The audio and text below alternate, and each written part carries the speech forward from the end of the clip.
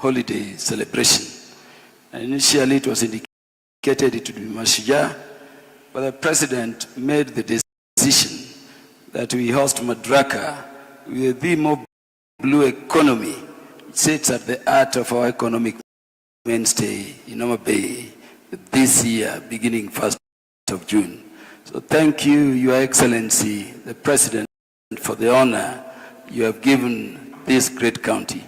Permit me also, Waziri, to thank the Governor for Homa Bay for the hard work, the connections he's put with the national government and the county leadership to see into the success of this event, which you are initiating beginning this morning. Waziri, you are not a person to be welcomed here as a stranger. You are a person and a son of Homa Bay. So I want to welcome you with your guests home at the very core of our economic growth and development and sustainability as a people. And let me thank you for the ingenious way in which we are approaching this holiday celebration. Without much ado, I'm wishing all the engagements will be successful to the entire country. We are inviting you to Homa Bay County on behalf of the people of Homa Bay Town constituency. I'm taking this very good chance, and I will not tire from doing so, to welcome all Kenyans outside there to the great county of Homa Bay, and particularly to Homa Bay Town constituency, which is the headquarters of this great county. And the journey has begun. We welcome you well. The people of Homa Bay are at hand to receive all of you as we enjoy wealth that is under our waters. Waziri, people take it lightly when we say you are the minister in charge of blue economy. And Kiswahili tulikuwa tunasema uchumi samawati. But I was told somewhere ni uchumi majini. Uchumi majini. Kwa wakati nilitembea pale Dar es Salaam nikaambiwa ni uchumi majini. Naishia hapo sababu watu wa Homa Bay huwa sio waledi wa hiyo lugha sana, lakini niliambiwa hivyo. But Homa Bay County has the largest swath of the Lake Victoria waters. I think up to 80% of the shoreline is within Homa Bay County. It's big for us. But we have rivers. People do not know, Waziri, that 100 nautical miles into the sea, and a nautical mile is far, far longer than a kilometer. And so it's a great wealth of the nation to be in charge of, and I wish you well in your tour of duty. And as you visit Homa Bay, feel at home. We'll be at hand to receive you, and to receive later on the President with all his guests. Let me note Parliament for Karachuonyo constituency, if it would be permitted, to just also say a word of welcome on behalf of the national government, leadership serving in the parliamentary arm of government. Thank you.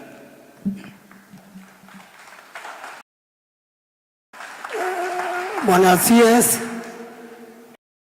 our governors and the other dignitaries. Welcome to this beautiful land of Homa Bay County. Buenos dias, what we are seeing today has lasted a few days before now. And indeed, it is a warm-up of a special kind, perhaps indicating what is coming on Sunday, the 1st of June 2025. Now this gives us a very good encouragement, because blue economy is a terminology, a Wasungu terminology. Ordinarily, you would say fishing. We are born. It is a lifeline for us all. You are holding the key to have a lifeline. Our prayer is that God gives you strength to do it to your maximum, so that we also benefit at that maximum level. With those few remarks. Well, Governor, we may not say tell it to you, but we love you. We love your commitment to Homa Bay, and we support you everywhere we are. I'm therefore not worthy to invite you to speak. Allow me to invite the Deputy Governor of the County of Homa Bay and Thank you, Hon, to the CS,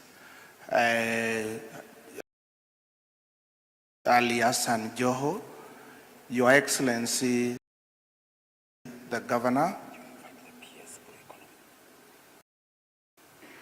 Your Excellency, the Governor of Homa Bay, the Principal Secretaries present, honorable members, the entire participants.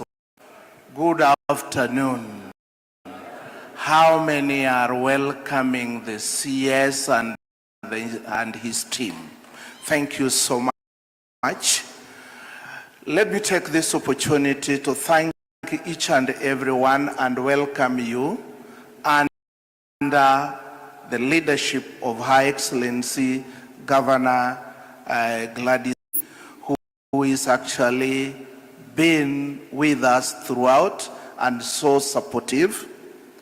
I want to say that blue economy as it is, Homa Bay being the owner of the Lake Victoria, the second, owning 80% of to benefit in to get about 80% in terms of job creation, in terms of food, nutrition, security, in terms of everything.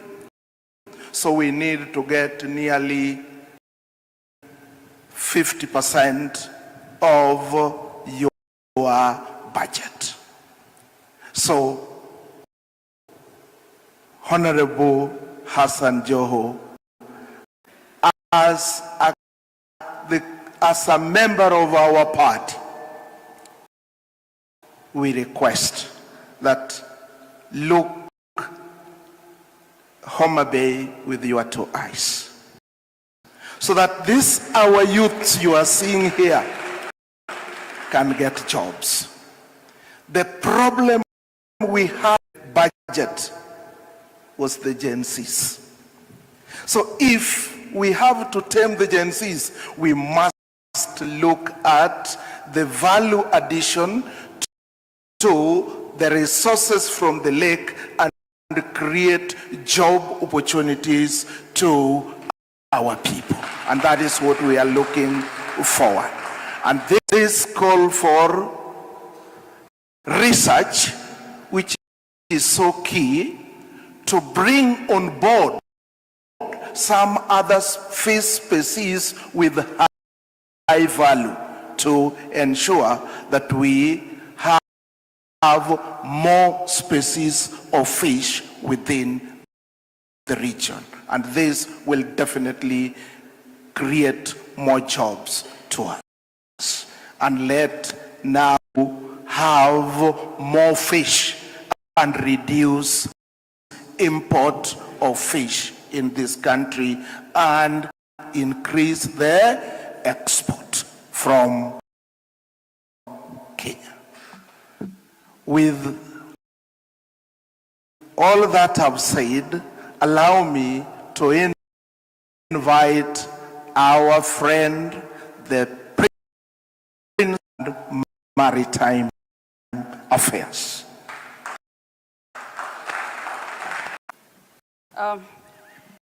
Your Excellency, the Cabinet Secretary for Mining, Blue Economy and Maritime Affairs, His Excellency Hassan Joho, the Governor for Homa Bay County, Her Excellency Gladys Wanga, the Regional Commissioner and the entire security team, my colleague PS Harry Kimtai, our DG, for 1 minute. I invite the BMU chair, Tom Guda, to just say one word about the BMU. Asante. Mr. Tom?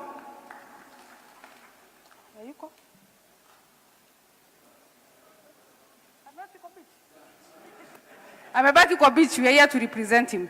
Therefore, Your Excellency, maybe I will invite my colleague, PS Harry Kimtai, the PS for mining, aseme jambo mbili, na tuambie pia mambo ya madini hapa Homa Bay na Lake Victoria region. Asante. Thank you, Your Excellency, our Cabinet Secretary, Mining, Blue Economy and Maritime Affairs, Ali Hassan Joe, Excellency Gladys Wanga, the Regional Commissioner, all the national government officials, honorable members of Parliament from this great county of Homa Bay, the people of Homa Bay. Bwana Yesu asifiwe. I want just to say that my name is Harry Kimtai. I'm the Principal Secretary, State Department for Mining. One, listening to the leaders who have spoken earlier, Kaluma has just said, and my colleague has said, that indeed Homa Bay is endowed with the blue economy and specifically the lake. And I think the Deputy Governor has told us that 80% of Lake Victoria is in Homa Bay. And indeed you deserve the resources. That should be acknowledged. And I think that's the main reason as to why this blue economy thematic area was, field was brought to Homa Bay, not even Mombasa. So you're really, really honored by His Excellency the President to have chosen Homa Bay to host this event. Let me say this, you're not only just blessed with the lake. Indeed, we have a lot of minerals in this area. And specifically, I want to mention to you, if you do not know, that the Homa Bay Hills has some very special minerals, the ones we refer to as the rare earth minerals. The rare earth minerals are now the minerals that are being looked at in the world. So you are indeed blessed to have such kind of minerals. And already I want to mention to you, Excellency Governor, that one sent to us an inquiry, and they circled 3 areas, is Homa Bay Hills. That shows the prospects that you have. We'll be engaging the company. We are going to guide them in terms of what they're supposed to do.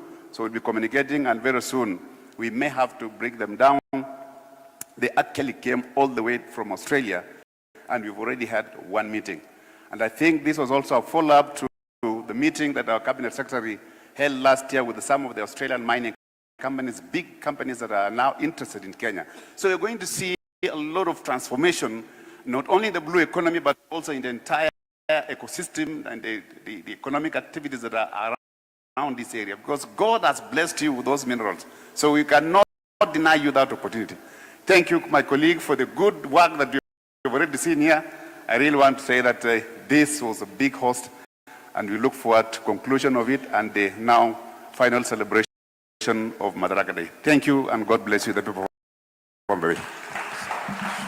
Thank you, PS. He has spoken very well. Your Excellency, kindly allow Marine Research. Wenwa Akinyi.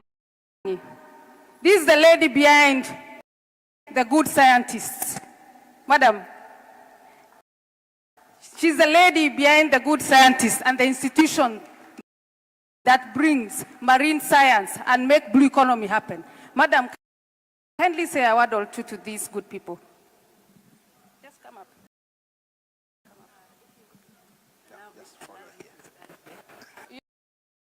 You don't want to come up? Just come up. We are holding your hand.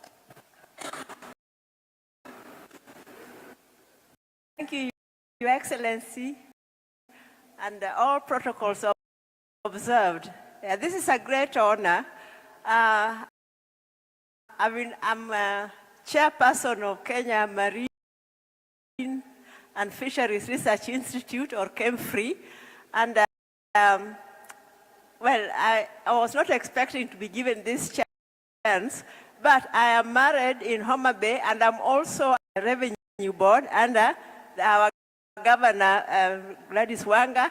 This is a great, great county. Let me tell you, I come from Siaya. Our governor comes from Kisumu, and yet we are here to stay. And I just want to invite all the ladies from all over Kenya that if you have not found anywhere, please come to Homa Bay. Thank you so much, Chris. So, Your Excellency, because I will not be able to recognize everybody, I will request all the other chairmen, the chairman for KP, Mr. Alan, kindly wave. Let me also recognize the DGs for the various institutions, led here by Dr. Maluma. Your Excellency, also today, who we have worked very hard to ensure this happens. The UN agencies, today we are led by Madam Ambassador Helen from IOC UNESCO. Also, I want to recognize the private sector that we have given an opportunity to support us in this affair. Your Excellency, special thank, because him and his team is able team. The setup you see inside here and all the tents, we couldn't have done without Dennis and his entire team. So kindly clap for them also. The national coordination team led by the RC and my colleague PS Raymond, who is from here.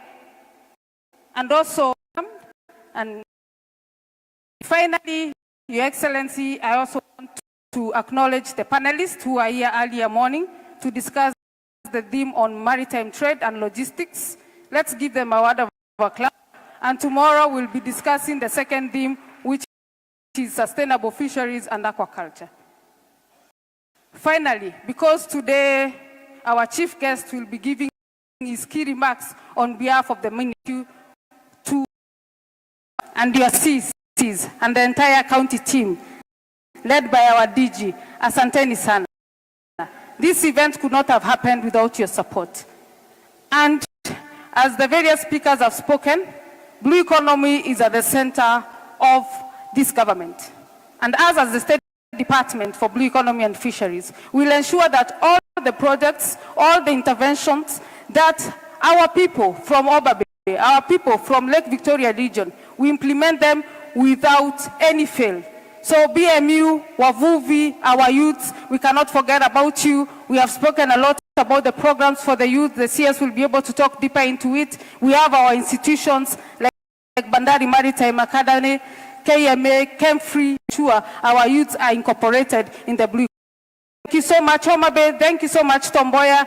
And I'm looking forward to being with you for the next few days. And of course, 1st of June for the Madaraka Day celebration. Asanteni, Mwenyezi Mungu awabariki. Thank you so much. You are permanently accepted and welcomed in this region. So, Chief Guest, if you allow me just to recognize the CEC members present.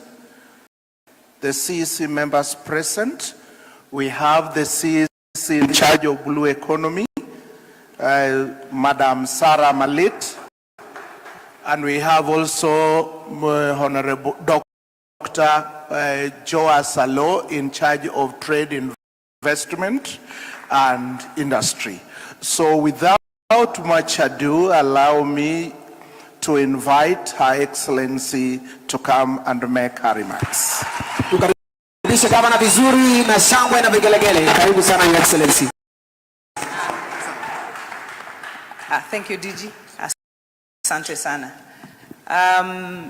Your Excellency, the Cabinet Secretary for Mining, His Excellency Hassan Ali Joho, your PS, Madam Betsy Njagi, and the PS Harry Kimtai, His Excellency the Deputy Governor of the great county of Homa Bay, Joseph Oyugi Magwanga, our MP for Homa Bay Town constituency, George Peter for Karachuonyo, Honorable Andrew Adipo Okwome, our brother who's in charge of this program, Brother Dennis Itumbi, our regional commissioner, Madam Flora, and your entire team, our county commissioner and the entire Ngao team here in Homa Bay, chairman of each management units, the people of Homa Bay, and all protocol observed. Amjambo. Amjambo tena. Udinade. Untie. Umor. Uchiek. Uchich.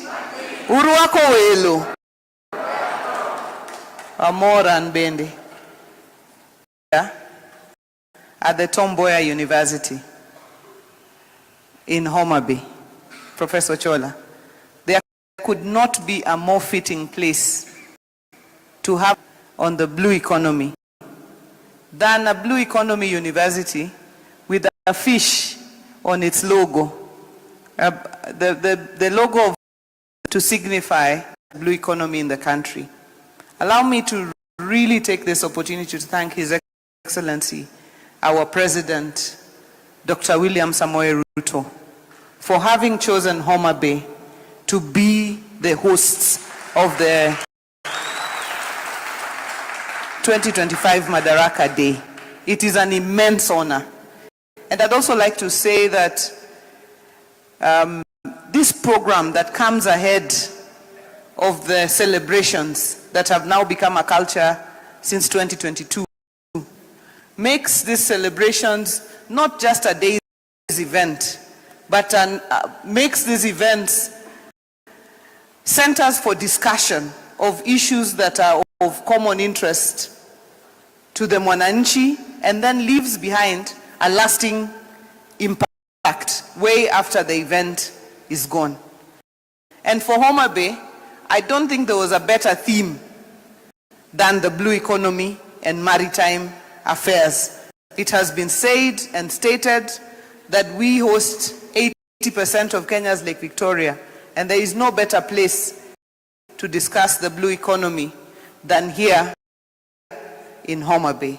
And I do hope that these conversations, and I'm very happy with our CS and Madam PS, the fact that we went out to the people and heard the people and saw the people, and we are going to still continue being out with the people this afternoon, so that when we come and speak inside the boardroom here, we are speaking from what we have seen, what we have experienced, having left an impact.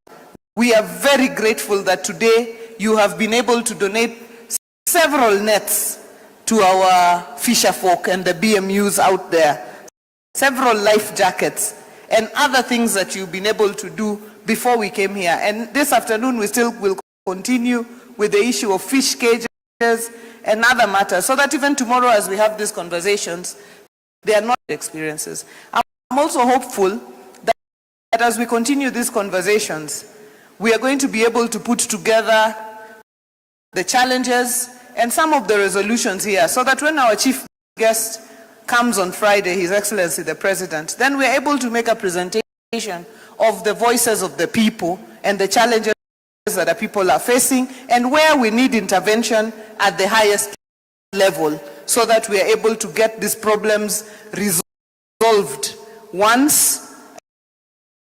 And Chairman and others, if you could just wave, our BMUs wherever you are. Yeah, thank you very much. This is your forum.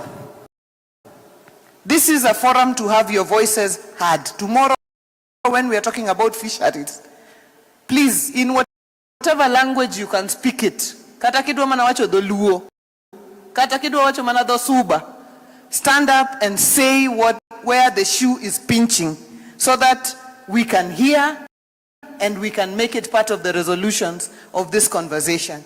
Itumbi me if I'm right, these conversations are not about theory. They are about practical issues that will resolve the problems that our people have. Exhibitions. You know, what are we those issues? I also am very happy to state that here in this hall, a few months ago, the Mboya University, the county government of Homa Bay, and the Kenya Shipyard signed an MOU for training on shipbuilding and other maritime matters that can help our people move forward. So I hope that that MOU, Professor, does not remain just an MOU sitting there in the shelf, that we move to the next level of implementation. And the county government, you had asked us for land. We are always ready. We have 100 acres of land ready for you. Whenever you are ready to take it, come and take it, and let's have an institute. Because we are running out of the old boats, isn't it? Hii boti ambao, iko mbao kweli bado. We must move to other new techniques for boat making and so on, and we must train the people who are going to be working on those areas. I'm happy to say that we've been able to provide support to the cooperative for the 143 BMUs that want to raise money to buy fishing gear and other things. And the support we gave was just base support, and we will continue to give support to our BMUs for purposes of loaning and saving among yourselves. And as I finalize, some of the issues that I think when we leave this room on Friday, we should find a permanent solution to is the issue of security on the lake, security of our fisher folk on the lake, so that the issue of our neighbors and other people coming in to affect our fishermen when they have gone out is dealt with in a more permanent way, so that it's not an issue that we are dealing with day in, day out. The other issue of sustainability of this lake, because as I said when we were out there, this lake is not for yesterday only. Our forefathers were fishing, we are fishing today, our children must fish tomorrow, and our grandchildren must continue to fish later on. So we must work on the issue of sustainability and answer the difficult questions around sustainability, so that we don't fish as if we are the end. You know, the fishing is coming to an end with this generation. I'm also very happy with the innovation and the involvement of young people within the blue economy sector. The issue of value addition, both for feed, fish feed, but also for processing of our fish locally. I'm happy with what some of our private investors are doing as far as value addition is concerned. I hope we can do more in terms of attracting private investment in this area. And then there's the issue of the water transport. I think we couldn't be more grateful to now have a rehabilitated pier here in Homa Bay. After 50 years of not having lake transport, Yothurwa, mende madongo dongo koro nyalo biro Homa Bay ka, magiting gik malich kagidhi go around. I think we this Friday able to revitalize lake transport in this entire area, and we couldn't ask for more, including a public ferry that is also being done by the Kenya Ports Authority for this Lake Victoria waters. I think we couldn't ask for more from this government and for what our president has done for us. With those many, many remarks, I really am happy that we will be having conversations here for today, tomorrow, and the day after. And son, our very own here in Homa Bay, our cabinet secretary affairs. Tafadhali pamuru wetu ne waziri malich kama obiro tu pamuru wetu. Asante sana. Asante, tukaeni tu. Asante, Your Excellency Governor Gladys Atieno Nyasuna Wanga. my brother, Honorable Kaluma, Deputy Governor,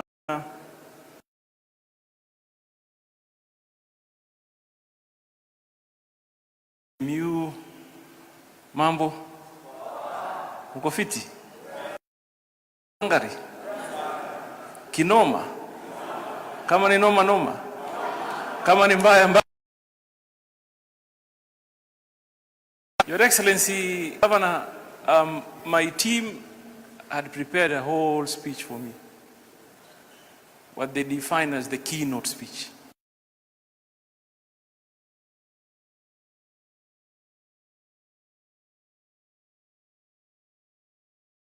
It felt like, that does it really capture the desires as to why we are here? Because government comes to such places to listen more than to speak. For me, I'm here to listen. That's why we began by going to the ground, so that we can understand the needs and the demands of the people. But what I'm very grateful about today, Your Excellency Governor Glado, is the fact that we are now having this blue economy and maritime conversation. 10 years ago, we never talked about it. In fact, just 4 years ago, nobody had a conversation about blue economy and maritime. Some people would imagine really it's about fishing. It is not. It is about fishing, job creation, wealth creation, mobility, connectivity, opportunities. It is broad. We were looking at tilapia just now from the exhibitions. And someone explained to us that if you catch a tilapia, there is nothing that supposedly should go to waste. From the Matumbo, the waste, what is defined as waste, can now be turned into feeds.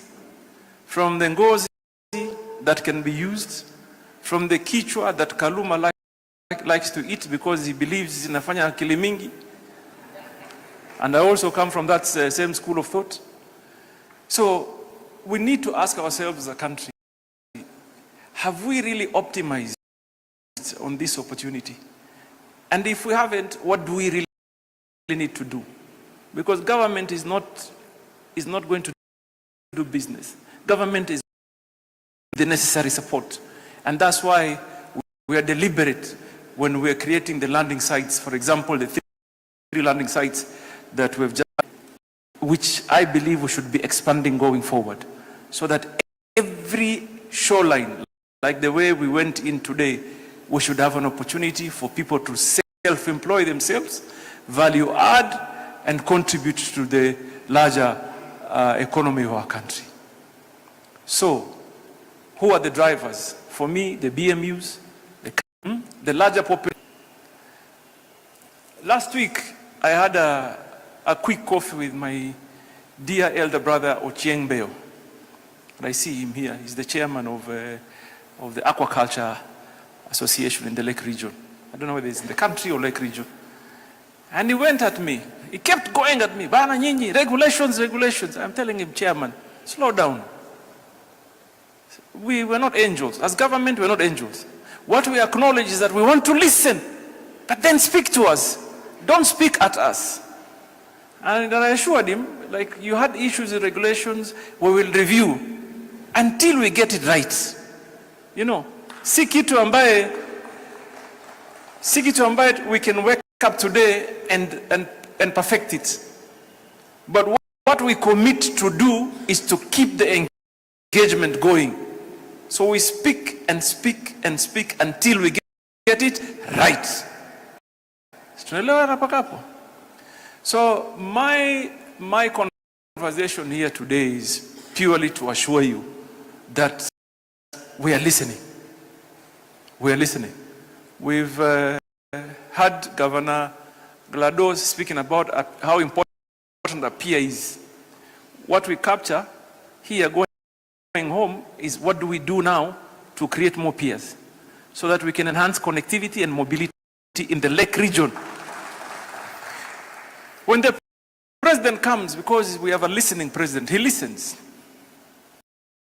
I'm telling you, he listens, and he finds time to listen to us. We will tell him. And you guys should take the opportunity when he comes to meet you here to highlight real issues in our lives. I have said it, we must bring a level playing field for all Kenyans, from wherever you come from. We must bring some level playing field. And here in the Lake region, we have to be deliberate about the actions we take.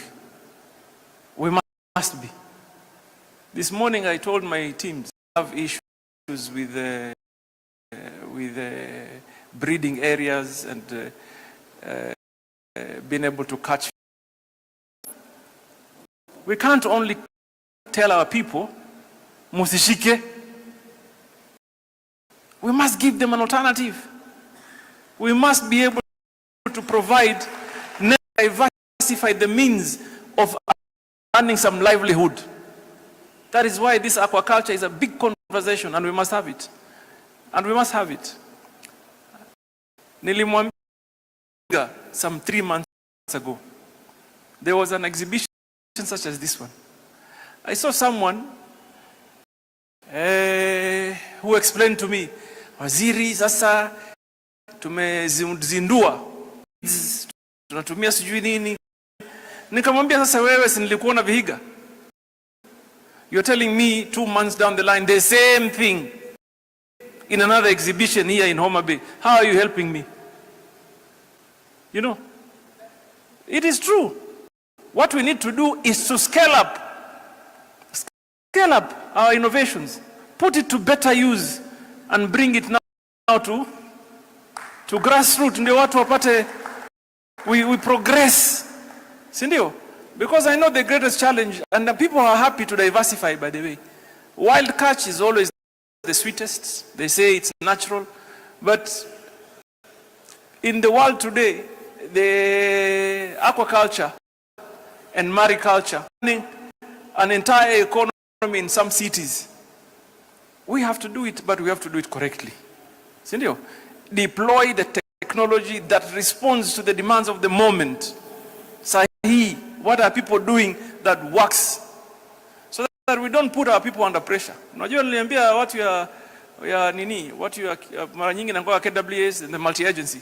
Ukienda kushika mvuvi na neti mbaya, tafadhali, just call us.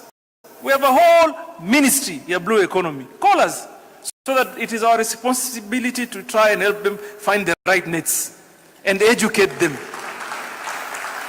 Unajua?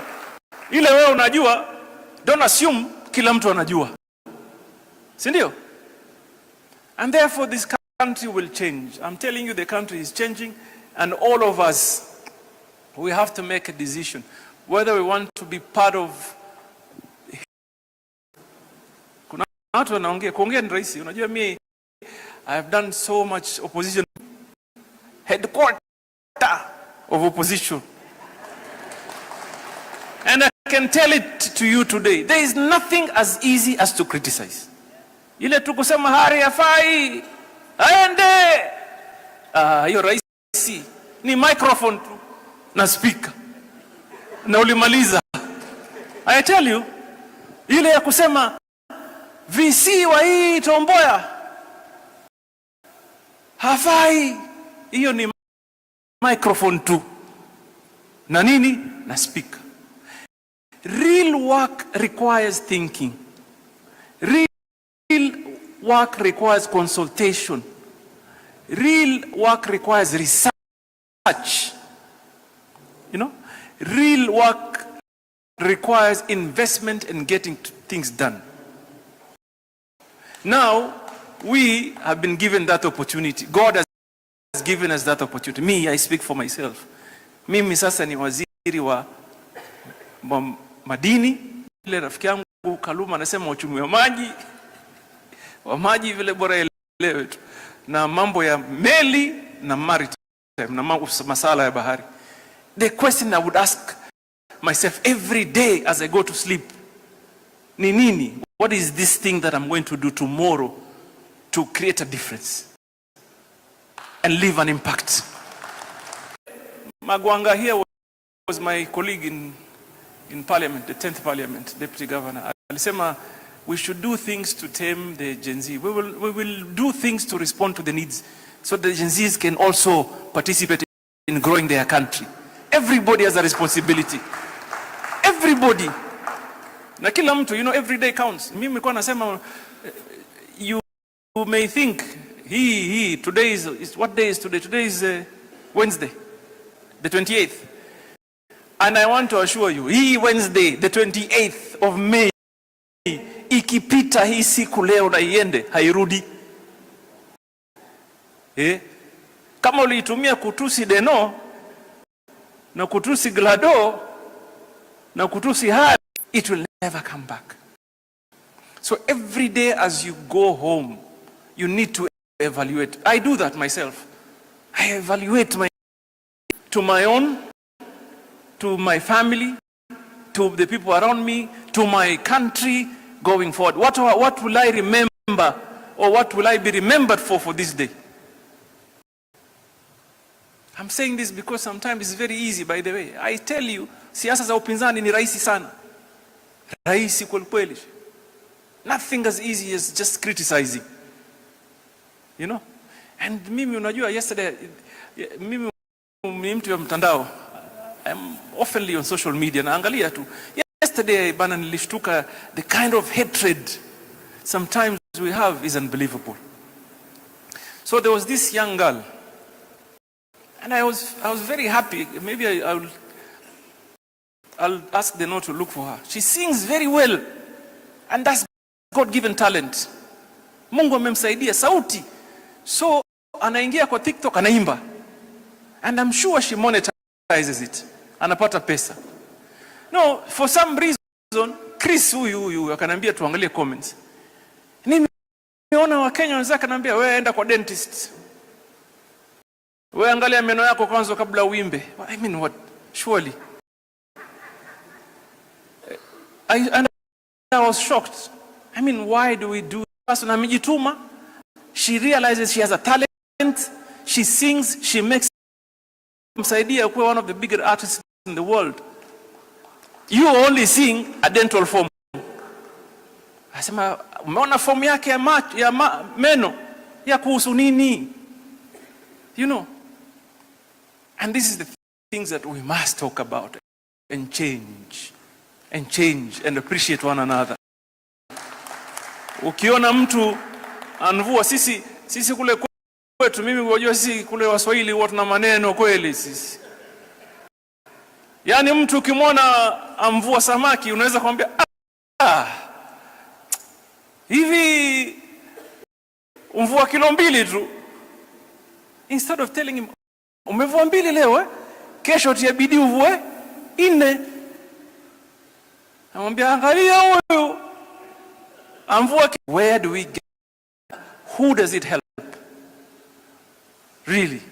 So I have this opportunity now to engage you. And that's why I left that keynote address. To say that as a government we want to listen. And we are listening. And we are.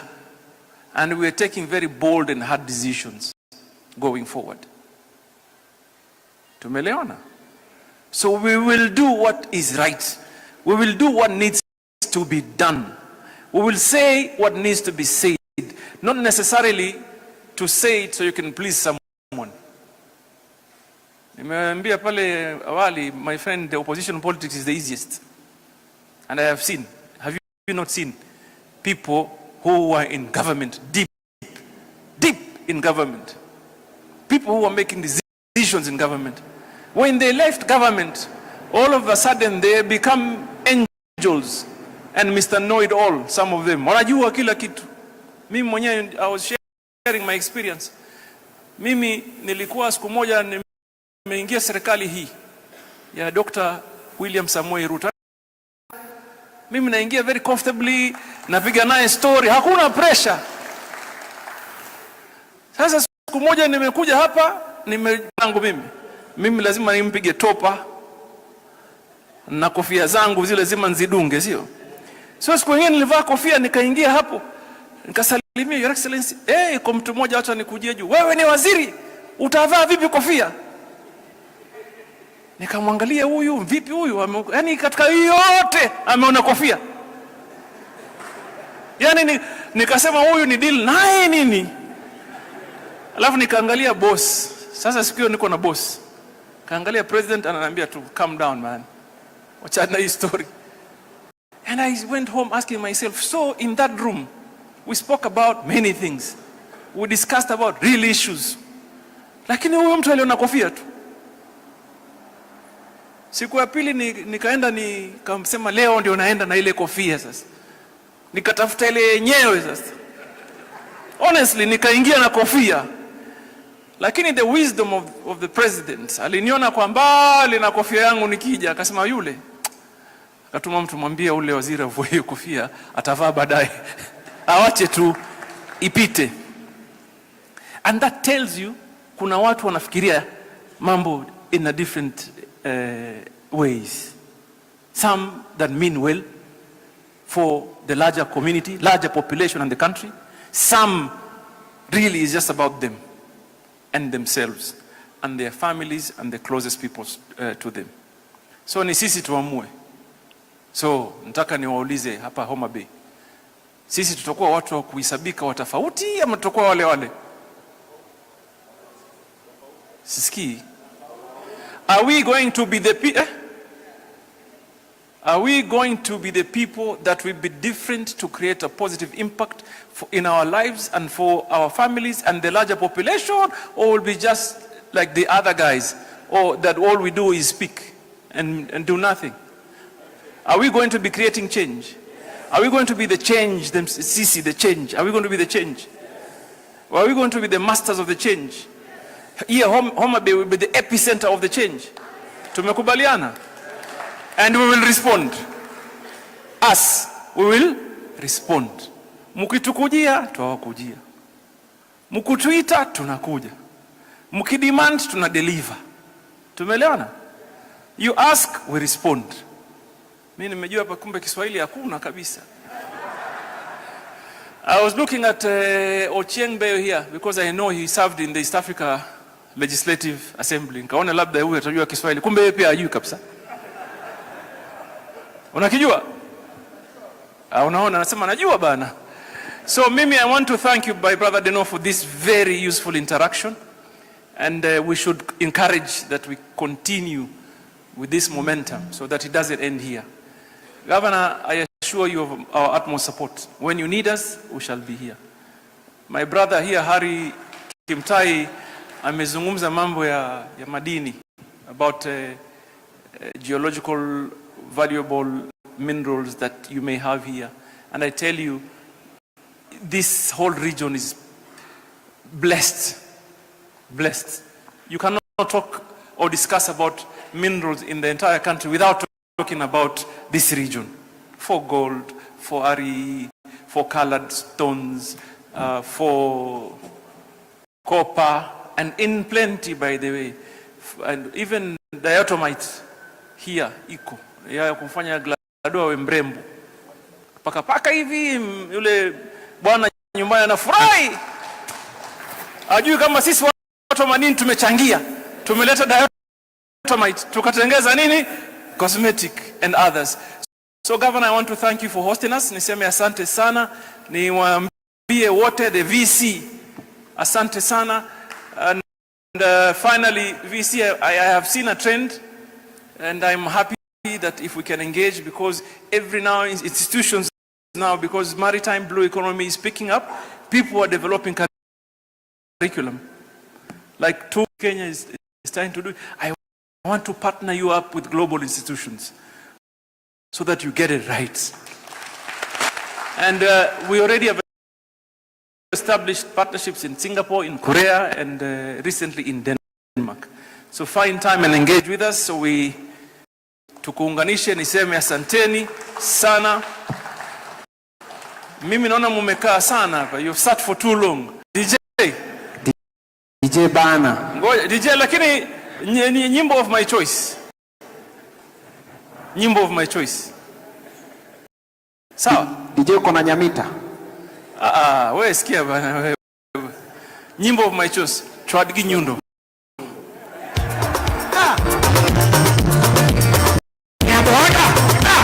Hey, tusimame. Kweli chigeruka. Manobazu. Yeye mano. Yeye kama. Akija para jole. Hadi ni kama. Nyabina kingi kano. Ai maka kama. Nyabina kingi kano.